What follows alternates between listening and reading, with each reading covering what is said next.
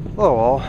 What I wanted to talk to you about today was do an oil update. What's happening with peak oil or oil in general that is kind of interesting. What I was going to talk to you about is what the cost of a barrel of oil is nowadays. You know, as gasoline prices keep plummeting and the cost of doing business stays the same, there's going to be a time when the two X, and there'll be a collapse. Let's look at some of the costs around the world of what a barrel of oil is around the world. How about in the United Kingdom? It costs $52.50 per barrel of oil. In Brazil, it's $49 a barrel. In Canada, it's $41 a barrel. How about in Saudi Arabia? Only $10 a barrel. Iraq, $10.70 a barrel. That's just some of the cost of what it, but we're not talking about drill cost or infrastructure cost. We're just talking about pumping the oil up, refining it, and transporting it to its final destination. So according to Reuters, car traffic has grown at its fastest rate since 1997 here in the US. That's going to spell some trouble for supply and demand kind of thing. This is why we've seen oil plummet in price, because nobody's driving much. But because of the gasoline cost here in the US, mostly under $2 now. But here in California, it's almost like $2.97 a gallon. But other places it's much cheaper, and the oil companies aren't recovering because of the having to pay for the drill cost and that type of thing. But you know what's interesting is the cost of each well is different in fracking. It's not a across-the-board thing. It depends on the rock or what the chemicals cost. It's really cold and windy, and it's getting the trees are kind of fighting with each other, so they're banging into each other. And one last thing is that you probably have heard that the crude oil is actually being stored because there's so much of it, and we've actually reached maximum capacity around the world. We're just about there.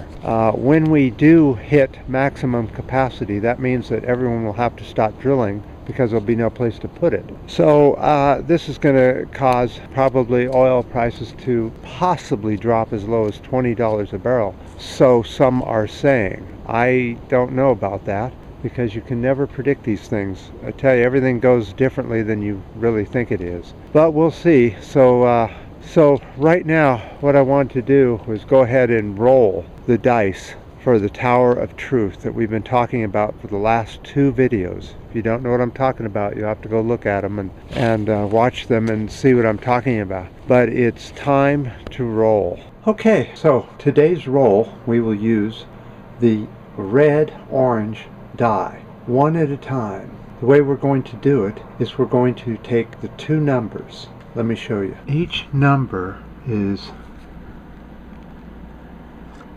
like this. So we'll start with this one and we'll finish with this number, giving us the total number. Okay, we have the dice in the official pink Tower of Truth container. We're going to fuse it so that everybody gets the maximum out of their number. So let's go in close and see the fusion. Now it's time to roll. Unfortunately, I don't have my tripod with me because I left it on another job, and we won't have it back till Sunday or Monday. So we'll do this handheld. Lots of jiggling, up and down, sideways. The first number will be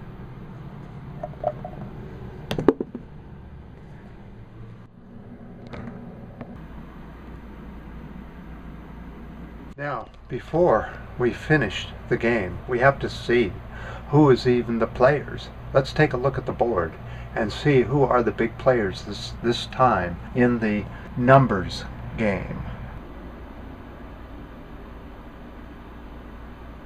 It's time to roll for the first number and see who came close, whether we were up at the high end, the low end, the middle. Where was the Tower of Truth? And were you guys close enough to meld with the Tower of Truth? Let's go find out. As you can see, we're lining exactly up. This point and the arrow are lined up with the shake. We will do another fusion for you. And now for the roll.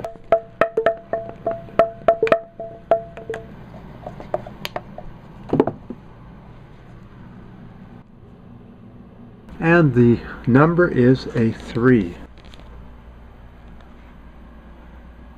32 is the full number.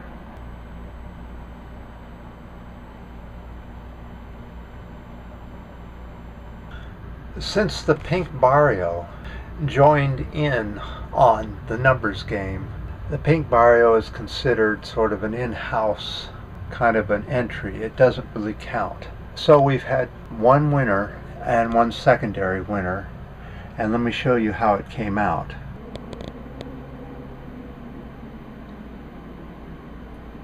It looks like the old timers know what the Tower of Truth is about and how it works. The newer people seem to be a bit further off, but you'll get the hang of it as we go along. We'll do a few more later on in the video series, and we'll see if we can get people to hone their skills a little bit more. Nobody got the actual number of 32, but we had a couple of close ones. So I certainly do appreciate all the ups and the downs and the new comments each time, and the new subscribers and all. So until next time.